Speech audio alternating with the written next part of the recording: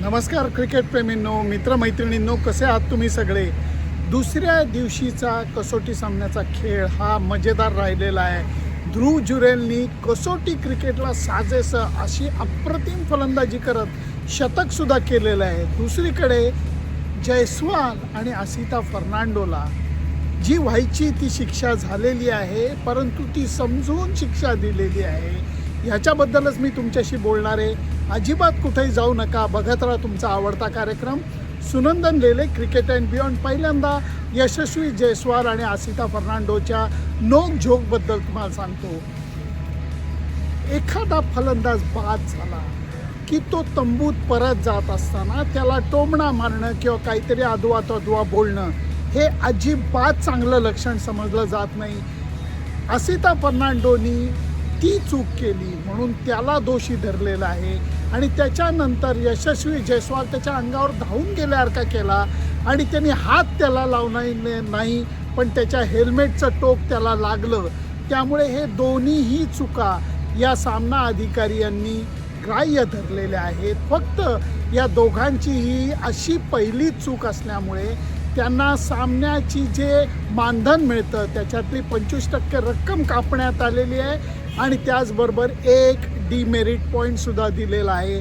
त्यामुळे योग्य शिक्षा सामना अधिकाऱ्यांनी ICCशी बोलून केली आहे असं माझं तरी मत आहे.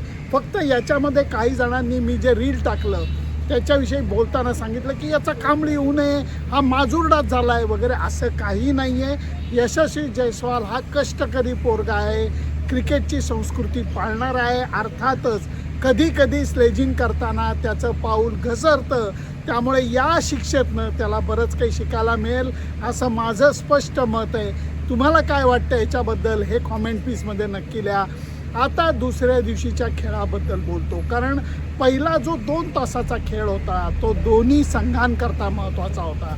श्रीलंकन गोलंदाजांच्या डोक्यात होतं की लवकरात लवकर भारतीय संघाचा ऑलआउट करायचा.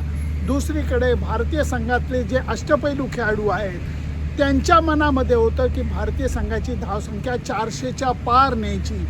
प्रत्यक्षात सुरुवातीला ज्यांची विकेट आसिता फर्नांडोनी लवकर काढली त्यांच्या पायामध्ये जरा स्प्रिंग दिसायला लागली, परंतु त्याच्यानंतर रिषभ पंत हा जुरेलला येऊन मिळाला. रिषभ पंतला अंगभेदी मारा करण्यात आलेला आहे आणि अखूट टप्प्याचा चेंडू खेळताना त्याची थोडीशी गडबडसुद्धा झाली.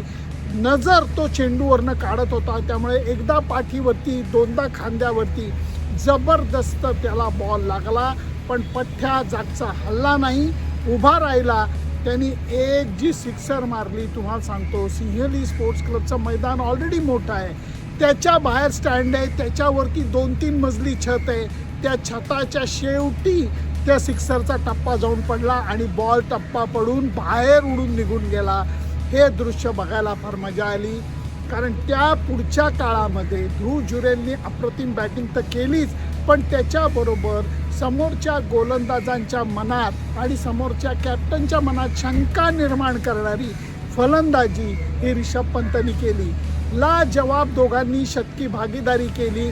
त्यामुळे एक तर भारतीय संघाचं 400 धावांच्या पार जाणं हे ऑलरेडी झालेलं होतं. लंच टाईम नंतर खेळ जेव्हा चालू झाला तेव्हा रिषभ पंतची विचारसरणी काय बघा. पहिल्या बॉलला साधारणपणे गोलंदाज स्थिरावलेला नसतो, फिल्डर स्थिरावलेले नसतात, म्हणून हा पठ्ठ्या पुढं सरसावला आणि ताडकन हवेतनं फटका मारायचा प्रयत्न केला आणि पहिल्या चेंडूवरती आऊट झाला.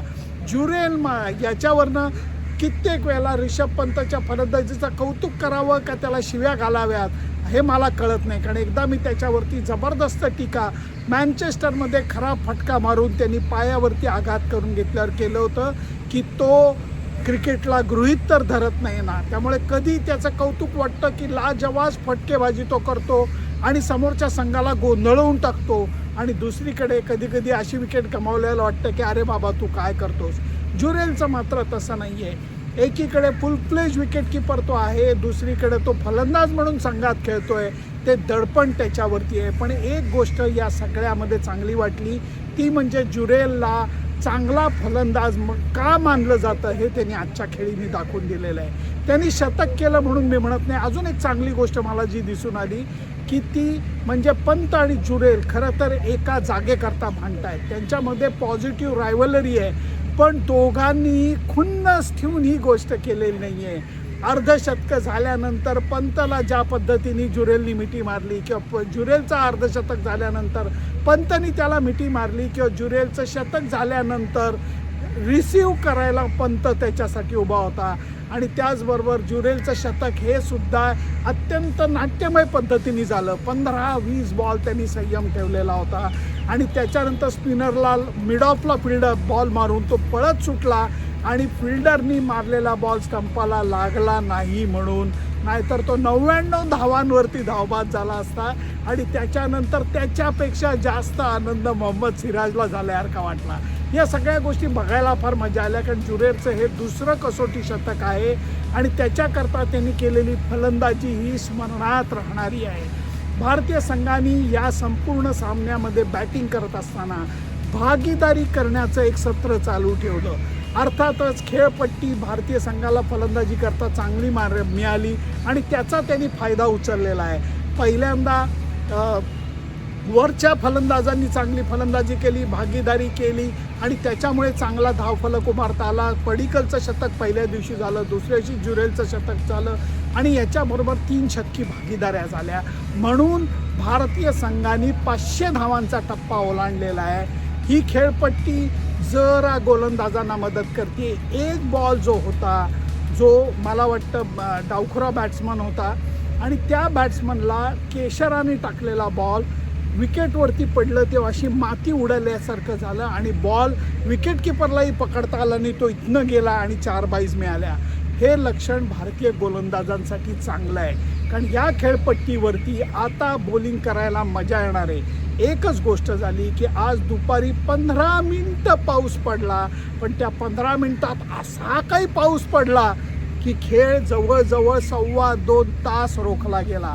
मैदानावरच्या कर्मचाऱ्यांचं परत एकदा मी मनापासून कौतुक करतो की त्यांनी जी भूमिका निभावली, कष्ट केले, नियोजन केले, आच्छादनं घालत असताना, कव्हर्स घालत असताना, ज्याच्यामुळे खेळ परत चालू झाला. जुरेलचं शतक झालं आणि त्याच्यानंतर परत एकदा कव्हर्स टाकायला लागली जेव्हा श्रीलंकेचा डाव चालू होणार होता. आणि या व्यत्ययामुळे दिवसाच्या खेळातला काही भाग वाया गेलेला आहे. दुसऱ्या दिवशी कमी षटकं झालेली आहेत आणि तरी भारतीय संघाने 500 धावांचा टप्पा ओलांडला, हे महत्त्वाचं मानता येईल.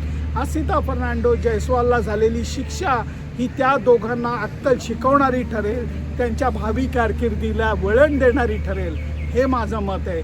त्यामुळे जुरेलचं शतक लक्षात राहिलं. लढवय्यपणा जो आहे रिषभ पंतचा तोच बघायला मिळाला. आणि परत एकदा कौतुक करतो आसिता फर्नांडोची, काय पठ्ठ्यांनी दम लावून बॉलिंग केली. 29 ओव्हर 2 दिवसात मिळून या विकेटवरती टाकणं ही खाऊची गोष्ट नाही.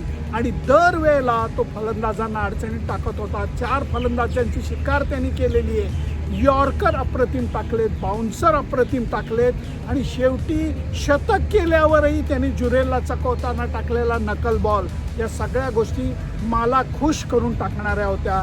त्यामुळे वेल प्लेड जुरेल, वेल बोल्ड आसिता फर्नांडो. आणि श्रीलंकन संघाने सुद्धा या संपूर्ण डावामध्ये केलेली फिल्डिंग, भले त्यांनी सुरुवातीला पडिक्कलचा कॅच सोडला किंवा काही रनआउटचे चान्सेस सोडले, पण तरी त्यांनी अगदी जीव लावून फिल्डिंग केली आहे. कित्येक धावा, कित्येक बाउंड्री जाण्यापासून त्यांनी वाचवल्या आहेत, म्हणून त्यांचंही कौतुक वाटतं. आता तिसऱ्या दिवशीच्या खेळाकडे लक्ष लागेल, कारण या दिवशी एकच गोष्ट भारतीय संघाच्या डोक्यात असेल, ते म्हणजे पहिल्या इनिंगमध्ये श्रीलंकन संघाला लवकरात लवकर आऊट काढायचं. ते जर का साध्य झालं, 3 स्पिनर आहेत, विविधता आहे 3 स्पिनरमध्ये, आणि त्यामुळे मला वाटतं की सॉलिड चान्स आहे भारतीय संघाला या कसोटीत सुद्धा वर्चस्व गाजवायची. अर्थातच मी वरती बघतोय पाऊस पडला नाही तर, कारण जेव्हा पाऊस पडतो कोलंबोत रपारप पडतो, खेळावरती त्याचा परिणाम होतो. परंतु आशा आहे की पाऊस एवढा सुद्धा गोळ घालणार नाही की मॅचवरती त्याचा परिणाम व्हावा. माझी मतं मी मांडली, तुमची मतं काय आहेत? जयस्वाल आसिता फर्नांडोच्या शिक्षेबाबत असू देत, जुरेलच्या शतकाबरोबर असू देत आणि आसिता फर्नांडोच्या बॉलिंगबद्दल असू देत किंवा रिषभ पंतच्या लढवय्येपणाबद्दल असू देत, मला नक्की कळवा तुमचे कॉमेंट्स, त्याची मी वाट बघतो. Bye bye.